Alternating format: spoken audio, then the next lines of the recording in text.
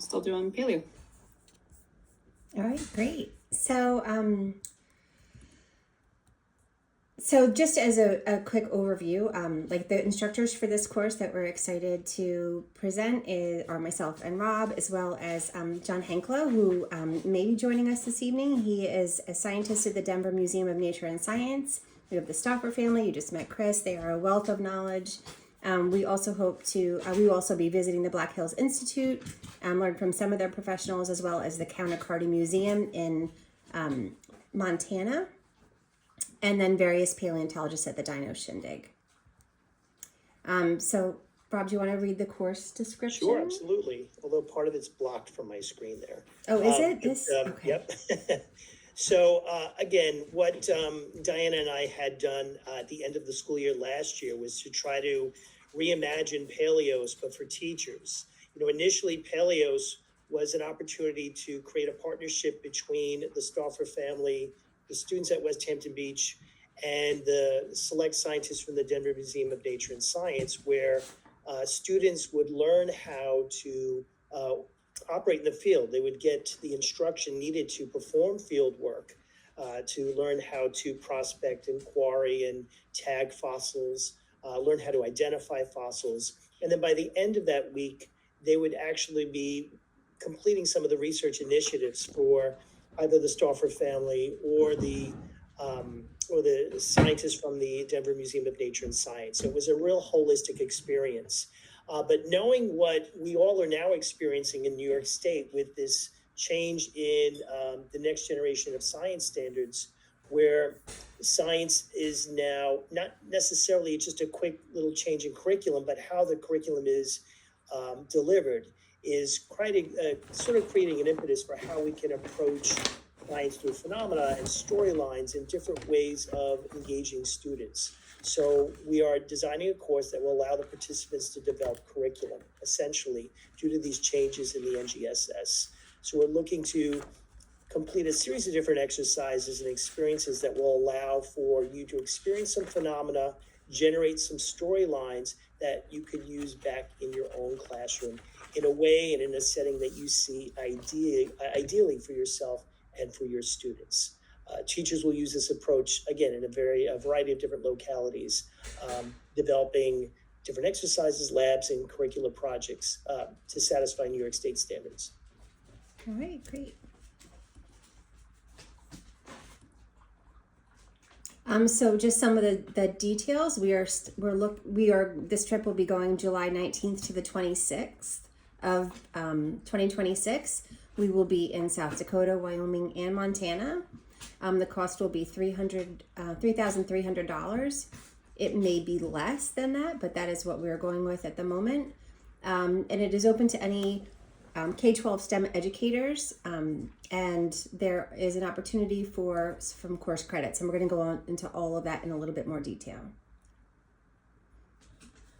Yep. So again, as stated, I was able to do some coursework and set up curriculum that's been recently approved by Adams State University in Alamosa, Colorado, and they're willing to create this course and put it available in their summer catalog for the 2026 season for 3 graduate credits.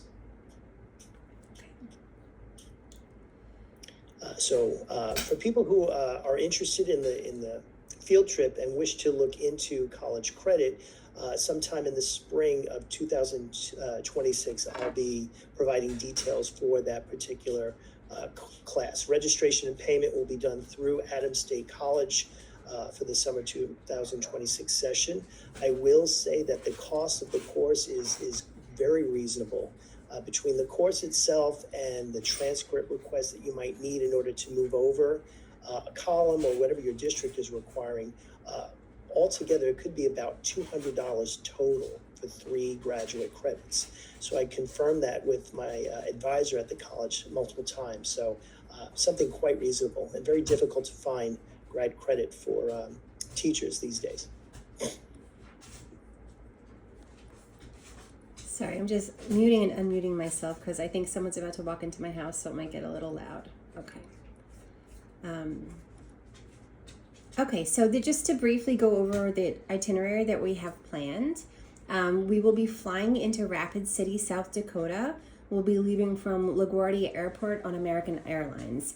And this will happen early morning on the July 19th Sunday, so it's Sunday to Sunday. Our first stop is going to be the Black Hills Institute and Sylvan Lake, where we'll be doing some investigations into maybe the geology of the lake, and we'll also Black Hills Institute, as we'll go into a little bit more detail. Mr. Coleman will tell you about what we can see there. From there, we'll be driving to the Zerbst Ranch, as you can see right here. This is where the Stauffer family lives, and they have this wonderful bunkhouse where we'll be able to stay. And this is where we're going to do most of our scientific exploration, including, prospecting and quarrying, beautiful stars, visit this track site, and we'll be sitting down and working on our curriculum development there as well. The next stop will be Devil's Tower, which is right here. On our way to Ekalaka, we'll do a short hike in Devil's Tower, and then head up to Ekalaka for the Dino Shindig. Then we will drive back down to Rapid City, and we will fly home from there. So some more details on that. Mr. Coleman, this is probably a good one for you. Sure. We're going to be flying into Rapid City, South Dakota, probably getting into South Dakota about 10:30 or so Mountain Standard Time. So we have quite a bit of time in the Rapid City area to kind of get started immediately. We'll visit the Black Hills Institute of Geologic Research, which houses the largest collection of Tyrannosaurus skeletons on display in this modified gymnasium.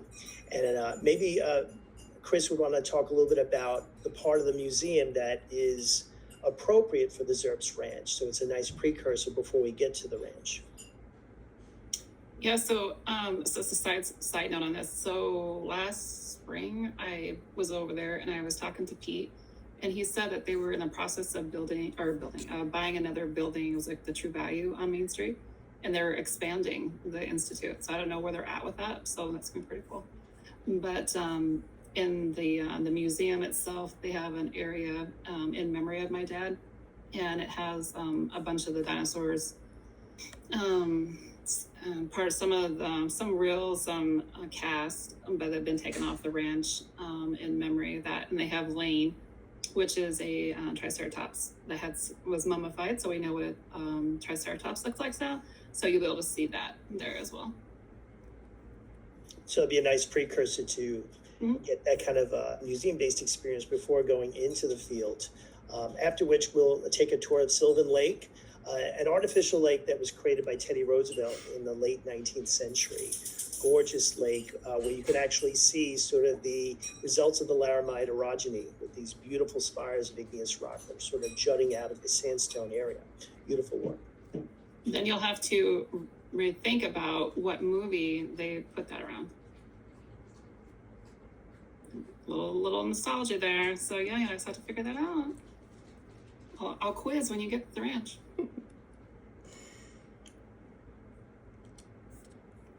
So Chris, you want to talk briefly about the ranch? Sure. So looking there, that's the big one there where the grass and all the kids are there. That's our track site. It's only one in the world. You have carnivore and herbivores living together in a perfect world. I always tell everyone we have perfect proof that we all can get along, because this was all put together within probably a couple of hours that they all walked through there. So you have T-Rex, Struthiomimus, duckbill, little crocodile, bunch of birds, and the coolest one of all is right there beside it. It's called Struthiomimus, Sorixolopus zerbsti. So it was named after our family. They have since found the animal that made the print, but we still get the naming rights to the track itself. So sadly, there was two that was really prominent, and it was so cool. It looked like they just walked out of the mud, and someone came in and destroyed one, thinking that they were going to take it home, I guess. I'm not sure. But anyway, we only have the one now that's really prominent, and then there was two of them walking side by side. So you can see a whole perfect world. And then sometimes at night when the sun's just right, you can see a T-Rex that walked right through it, and a bunch of really cool stuff that happened to it.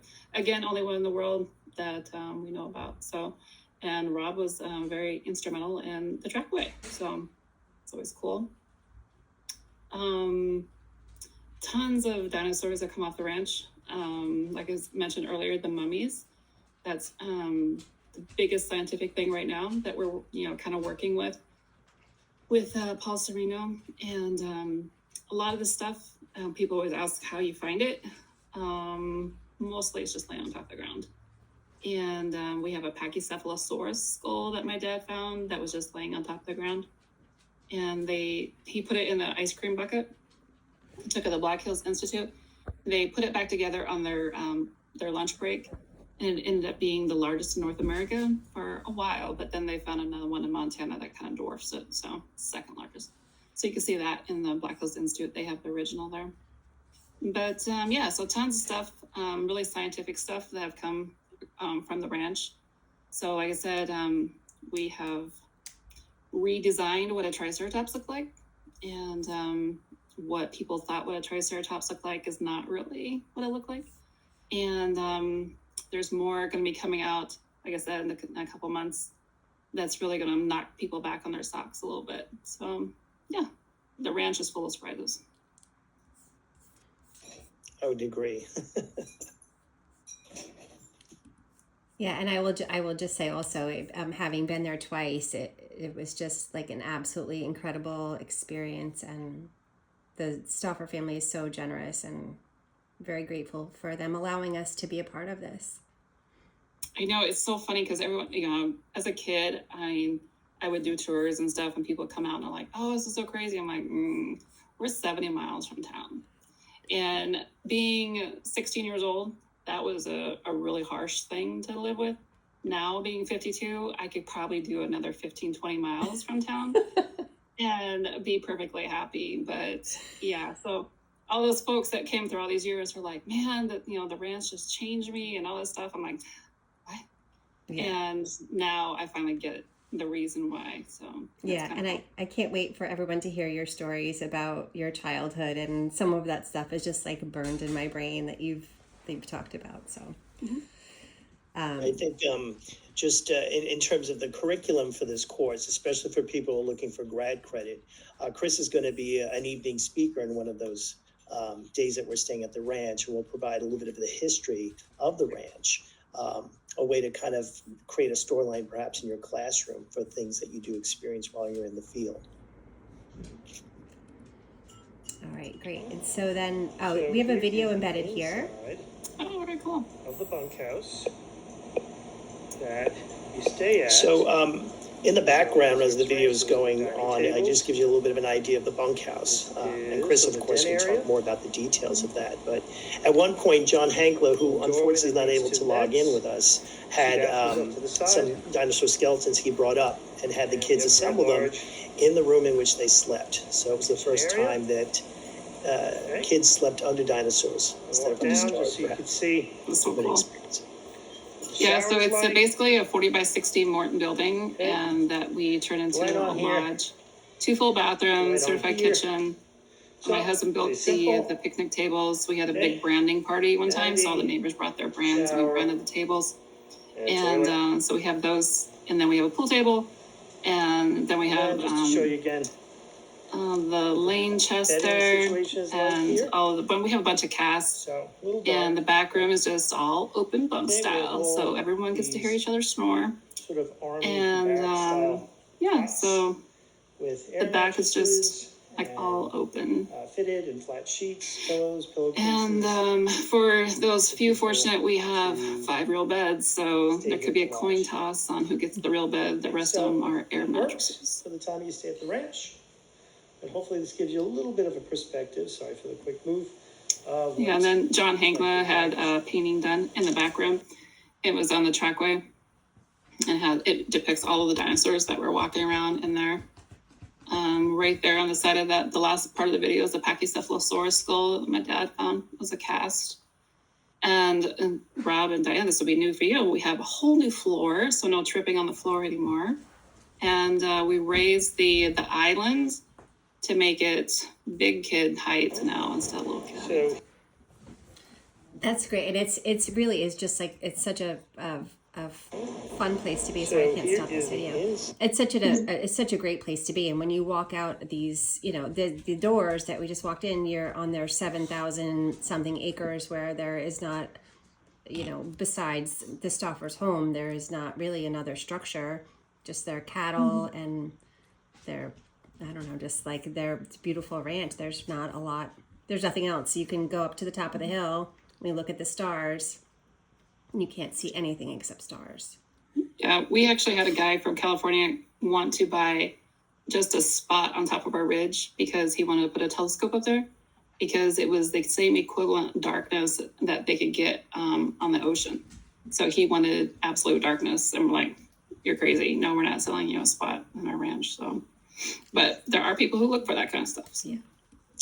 And sometimes those storylines are more than just what you see within the earth, but the Milky Way itself. So we wanted to make sure we have an opportunity while we're in such a remote area to be able to explore in the evening, the cosmos, and perhaps there's a storyline in there. Yeah, for sure. Jay's dog is always erupt, but yeah. So the stars are crazy. At night, you can sit there from horizon to horizon, and we always have a contest to see who can see the first satellite, the first moving something that we don't really know about, and a bunch of different stuff. Shooting stars. The Northern Lights have been crazy here the last couple of weeks, to the point like Diana and Robbie, you would know. So like on the very top of the ridge where my futon is, there it was so light up there in the depths of it was like 10 o'clock. Wyatt and I were up there, and it was casting shadows on us. It was so bright. It was crazy. Incredible. So it's super cool. Incredible. And you have some great ghost stories too. Yes, ghost stories, and we have so much more going on right now. It's so crazy. I can't wait to tell you people. I can't wait. Okay, so who wants to describe these specimens?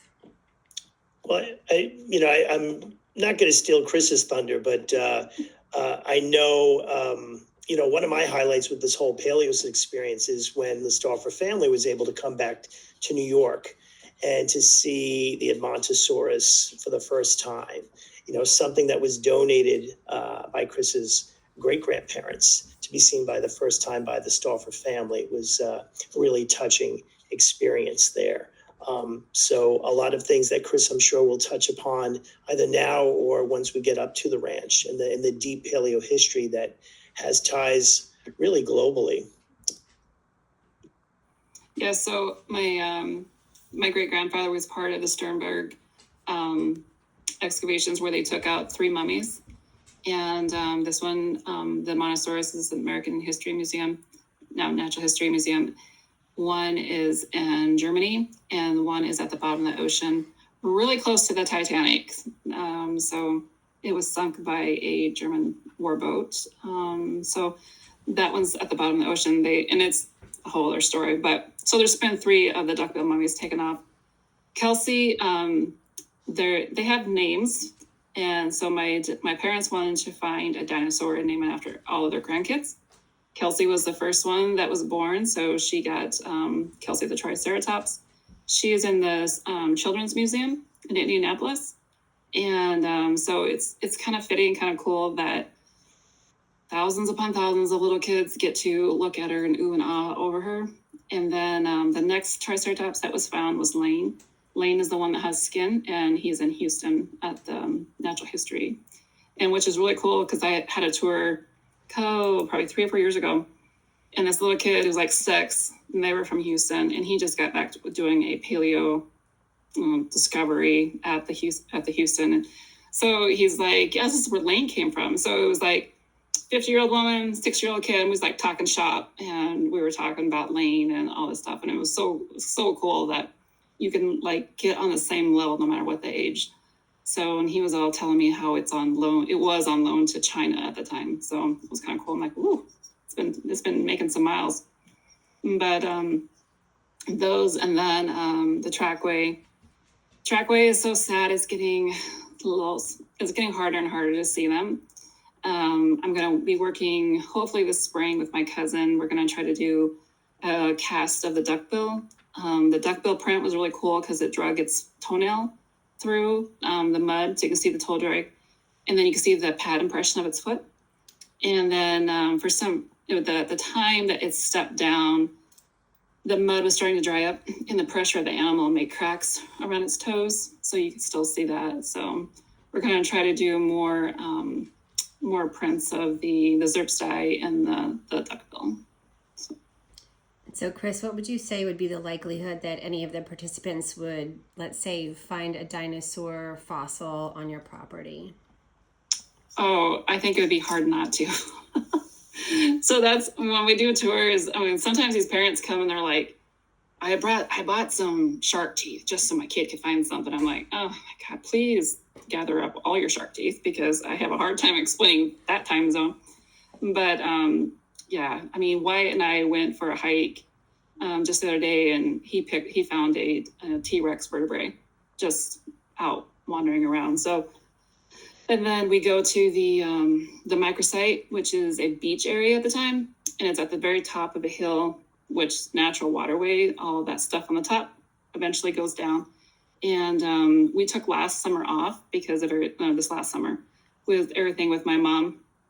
So we didn't have any tours. And even Wyatt and I were just like, ooh, we should go to the microsite because it's going to be prime pickings since no one's really been on it. So, but finding some bigger bones coming out of the microsite, and we've kind of left them in there so people can see the process of taking out a big bone. They're cast in there, and yeah, so very high. I mean, I always tell the groups that don't pick up every bone you see, because it's just a bone. Just happens to be 67 million years old, but it's just a frag. And so hard to tell exactly what it came from, blah, blah, blah. And the first couple days, folks are like bringing boxes and boxes of dinosaur bones home. And I'm like, I just shake my head. And then at the end, they're just like, yeah, it's just a frag. And they throw it over their shoulder and just keep on going. So they come and start getting it real figured out that it's just a frag of bone. Yeah. So it's incredible though. For the first time I went, I just remember like sitting down and scooping up. But I think we were at the microsite site, and like, okay, what's in my hand? Oh, that's a Triceratops tooth. Incredible. It's really. That's part of that experience, is to make sure all of you have the opportunity to learn how to prospect and quarry, visit the microsite so you can see some of the smaller fossils, and address everything from the diversity of Earth's past to the story about how those fossils got there, the story about how these tracks that you can see in this next slide here got to where they were, and with the story behind what may have happened. The track site is believed to have been an 8-hour window in the afternoon of this shoreline some 66.5 million years ago. And there's a lot of stuff that the track site has to say. Right there's pictured John Henkler, who's helping the first generation of Paleos kids to make a cast for the Zerps family, something that they can preserve, a track that they found 30 years earlier on their property there. So there's that Zerps track. I was there when the trackway was uncovered with Chris's dad, and it was a phenomenal experience back then when I was quite young. And to be able to share it now with a bunch of colleagues is a great experience I look forward to. When they did that, it's like they were getting ready to do the cast of the Zerpstei. So we had a bunch of the kids from Long Island, and it could have been that one of the girls had a crush on my son, maybe. But I like to look at it that it was it was a huge thing, but it was a very long process of doing the track, or of making the track, and you had to time it, and gosh, what was it, like 11:30 or so at night, they had to pull it, and they had headlamps on and all this stuff, and this one girl just broke down and started crying, and she's like, I just know what this means to your family, and it was so emotional, and I was like, oh, so crazy. Yeah, it's amazing. Okay, so that, I mean, the Zerps Ranch and the Stauffer family is for sure an incredible, probably where we're going to do most of our prospecting, most of our data collecting, most of our lesson planning. And then from there, we're going to continue northward. So we'll be at the Zerps Ranch for 3 nights with the Stauffer family. And then we're going to be heading north. We're going to pass through Devil's Tower, and we're going to be doing an approximately, I think, is it a mile? or I don't know. It's a fairly short, flat hike around Devil's Tower, but we'll be learning about the geology of that as well on our way up north. If you guys have anything to add, jump in. And if you guys have any questions, please just like verbally say it, because I can't, like the way I have it set up, I can't see any like comments or anything. And then we're going to be passing through the Devil's Tower on our way to Montana, and we're going to be spending the next 3 nights in Ekalaka, Montana, which is a town that you can see right here. This is basically this is basically the town right here. The town houses 450 people. That's their population year round, but it grows during the Dino Shindig. So the Dino Shindig is a community event, and it's also a conference with the most esteemed paleontologists in the world. They come from literally all over the world, and have this 3-day event where the paleontologists are giving talks in the local church, and then there's also community events that are going on alongside it. I have a video that, I don't know, it's 6 minutes. Do you think that's too long to play? I think I'll just start it, and then maybe, can you guys still see my screen? Hopefully you'll be able to hear the audio. So this is a video that I found that kind of nicely explains what happens in Ekalaka, Montana during the Shindig. Montana is home to some of the best fossil hunting on Earth. We traveled down to the southeastern part of the state and found a festive way to... Can you guys hear it? No, can you turn on closed captions, please? Dang, turn on closed. So you know what? Maybe I will turn on closed captions. If you can't hear the audio, maybe what I'll do is just kind of post it in the Google Classroom so you can watch it later. But essentially, I'll just kind of skim through it. Ekalaka is a small town of, again, 450 people, where, and I'll put this link in Google Classroom tonight. Oh, sorry, I'm doing this wrong.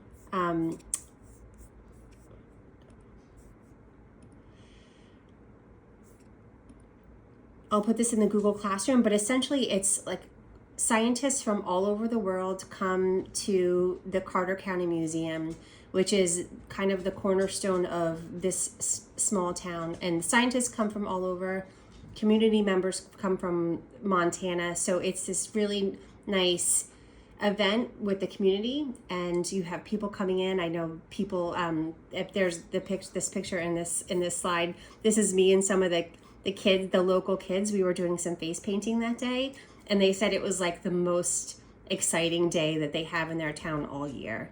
Ekalaka literally used to be the end of the road. When we're at Ekalaka, we are going to be participating in things like a dark skies night, a bat ecology night, and then we're going to have the freedom to go to the paleontology talks throughout the weekend, and also participate in the community events. And, you know, and this will be the lodging here. So you saw the lodging at the Zerps Ranch will be that bunkhouse. The lodging here is going to be in a variety of different locations. We're not all going to be in the same spot, most likely, but we have a few small Airbnbs and a cabin kind of rented. So we'll be kind of splitting up and meeting in Ekalaka throughout the day. I just wanted to point out that there's been a recent surge in initiative to try to bring the science back to its origin. So decades ago, it was taking things from the West and bringing them to the museums, Chicago, LA, New York, and having the forum for conversation and discussion in those locations. But Carter County is doing things differently. They're trying to bring the people and the specialists to the place where the animals came from, where the history began. And so there's been sort of a shift in science in that way. So yes, people from China and Paris and New York are funneling into a small, tiny town in eastern Montana. It is the biggest event in July in the state of Montana, to have an opportunity for local people as well as people who are willing to travel to hear these specialists in the same place where some of these animals have been recovered. So it makes it really, really worthwhile, and it kind of pays homage to the land upon which the animals came from. Okay, and so from there, we will be heading back down to Rapid City, South Dakota to fly home. So it's full Sunday to Sunday, and just some basic things you should know. We have a maximum of 15 participants on this trip. We want to keep it kind of intimate and also make sure that we don't overwhelm any of the sites that we're going to. We will be driving about 750 miles on the course of the trip. So, it's from Rapid City back to Rapid City. So just want you to have that in mind. It's no more than like 2.5 or 3 hours at a clip. So it really doesn't feel long, and you're looking out the window and you're seeing absolutely beautiful landscape that you've never seen before. Maybe you have a good DJ in the car, who knows? We're also hoping that we also will need some of the participants to be driving. Rob and I will certainly drive, but we're going to need people to also help drive. If you have a specialized diet, please let us know. That's going to be in your medical forms. We just need to plan very carefully, because we are going to be staying in places where, it's not New York City where you can just order up whatever you need allergen free. So we just need to make sure we know that well in advance. The accommodations are all fairly rustic. So that just want you to know that we may not always have air conditioning. The temperatures, I think, average like mid 80s when we're going to be there. Sometimes we'll have air conditioning, sometimes we won't. And we're going to be sharing rooms for the bulk of the trip. You saw the bunkhouse. There's also some in Ekalaka. We'll be teaming up for like Airbnbs and small houses. You might be on an air mattress one night. You might be on a bed one night. You might be on a pull-out couch one night. But just be ready for all of that. And again, you also going to need a real ID to travel.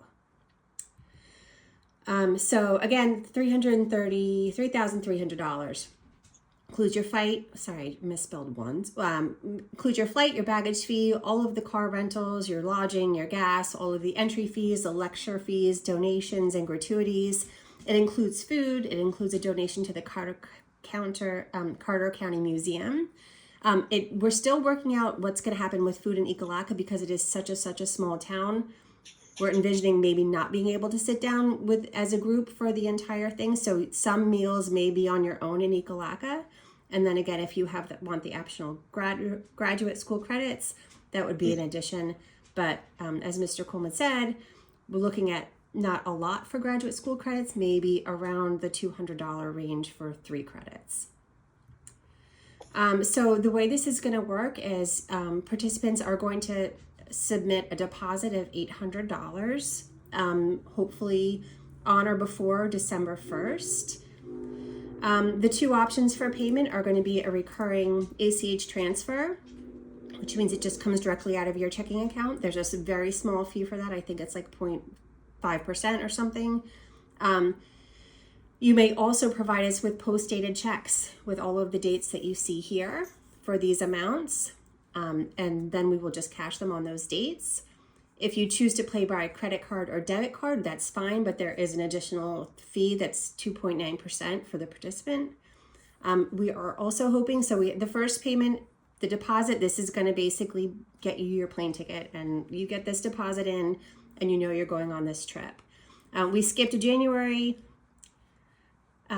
payment just because we know everybody's probably recovering from the holidays. And so then you'll have 5 more payments of $500. We're hoping this will be less than $500, but we just want, it'll be depend on the number of participants.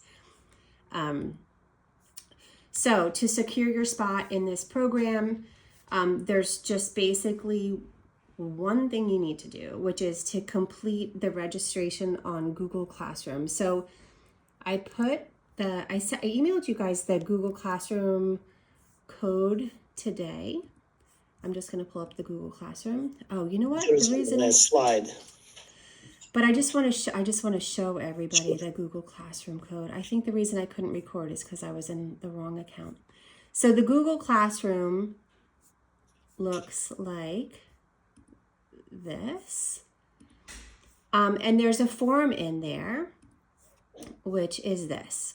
So if you fill out this form, which basically is just, your name. Oh, dang it. This is actually the wrong one. I'm going to have you Sorry, I put a new one up there. I'm just gonna see if it registered.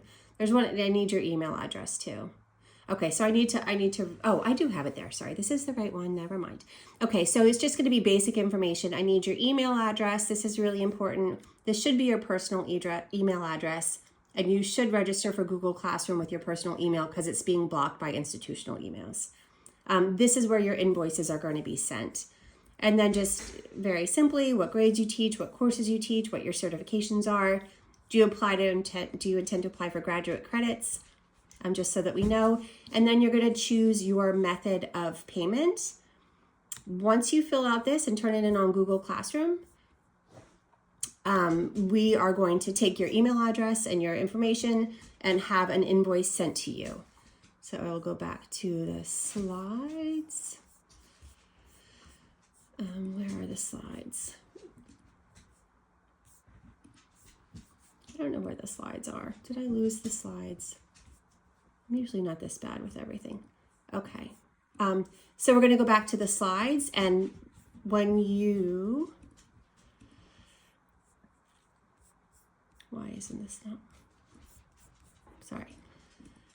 So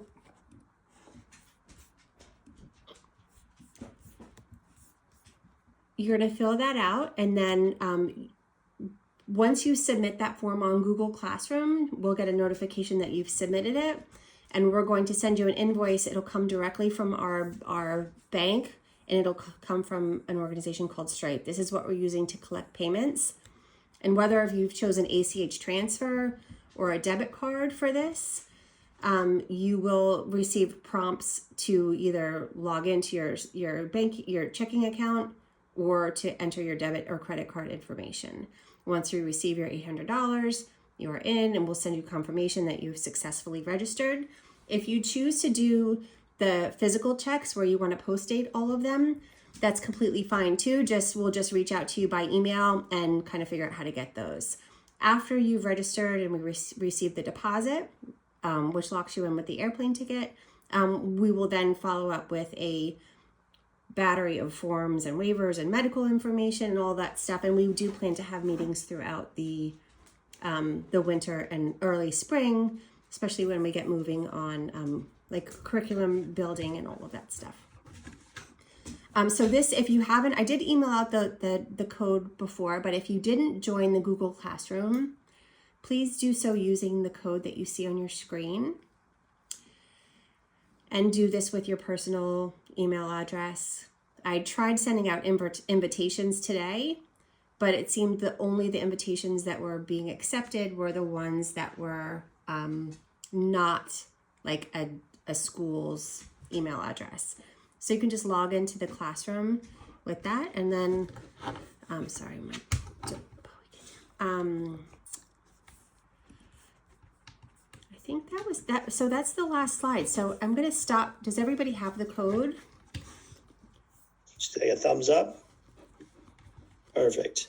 Okay, so I'm going to stop presenting now. I'm just going to say a lot of information was shared, this evening about a field trip that we hope we can get off the ground to do with educators, master teachers, what we've tried to do with kids years ago. So to be able to share something with people and be able to design curriculum and bounce off ideas with people who can see things in a different lens isn't something you can always do in the four walls of your classroom. But it's amazing when you can do in an area that promotes that kind of creativity and thinking. Again, a lot was shared by myself and Chris and Diana. So if anyone has a question about something that they're not sure about or concerned about, or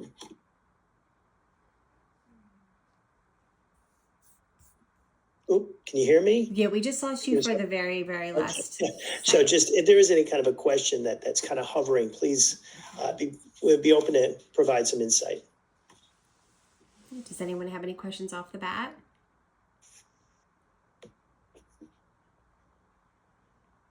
Okay. In that case, I know Diana and I are excited to see what becomes of this by checking through with Google Classroom. I know somewhere around December 1st, we're going to push out some further information about details pertaining to the trip, when we're going to meet next, and what kind of details we're going to get into from the graduate school side of things, as well as the course itinerary of what we intend to accomplish when we're out in the field. Okay, and if you are interested in sharing this program with other STEM educators, we wanted to start with a small group of people that we kind of knew through either the Master Teacher Program or our personal connections. We do plan on kind of reaching out to a wider audience, I guess, in the next couple of weeks. So please let us know if you have anybody in mind that you think would be a good fit for the program. All right, so I'm going to put some stuff in Google Classroom right now. I did manage to kind of record this whole thing on my phone. I don't know how well that's going to work, but I'm going to try to put that in Google Classroom. But for now, please just fill out the registration form if you're interested, and just feel free to reach out with any questions. Yeah, I'm going to stay on for a little while longer in case someone wants to address something of a personal nature. Otherwise, thank you so much for attending tonight. Yeah, thank you guys so much. Thanks, guys. Thanks for inviting me. Thanks, Good to Chris. speak with you, Chris. Good to see you. Thank you. Bye. Thanks, guys. you. Bye, guys. Thanks, everybody. Yeah, sure. Good Thanks, to Mark. see you. Look at Mark. Looking good. Well, listen, it's been a couple years, but Just a few years. You're showing my age now. yeah, geez. But I'm very excited. I'm definitely on board. Everything sounds really great. So, Oh, perfect. We hope we can get I'm this. going to be coming in with like a computer science lens in terms of kind of how to get some citizen science and different data sets that we can make of this stuff. So I'm really brainstorming that side of it. But Well, we are going to look at creating a paleodiversity graph, Okay. like population analysis, just from the microsite, being able to extract micro fossils, and then I guess you would know more of this with the calculus-based finding, a scatter plot analysis and the asymptote, and figuring out the diversity of just that area of the microsite. And that leads into, again, a storyline about what was in there, how was it carried downstream, what was the stream velocity like, why was it that